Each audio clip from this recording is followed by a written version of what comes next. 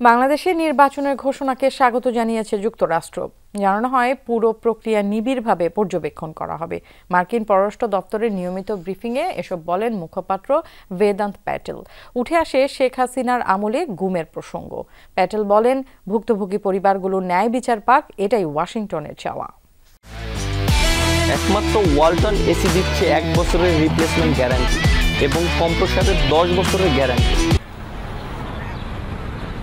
সমসাময়িক নানা আন্তর্জাতিক ও রাজনৈতিক ইস্যু নিয়ে নিয়মিত বিবৃতি দেয় মার্কিন পররাষ্ট্র মন্ত্রণালয়। তাতে মধ্যপ্রাচ্য পরিস্থিতির পাশাপাশি উঠে আসে বাংলাদেশ প্রসঙ্গ।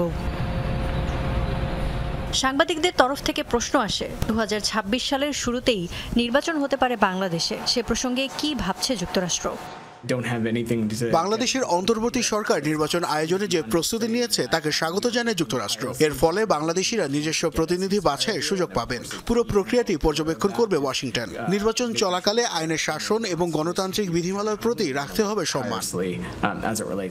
নিয়মিত ব্রিফিংয়ে আরও আসে শেখ হাসিনার আমলে গুম এবং খুনের বিষয়ে প্রকাশিত নিউ ইয়র্ক টাইমসের একটি প্রতিবেদনের প্রসঙ্গ। অতীতের মতোই সংশ্লিষ্ট ব্যক্তিদের ওপর নিষেধাজ্ঞা আরোপ করা হবে কিনা জিজ্ঞেস করা হয় সেই প্রশ্নও।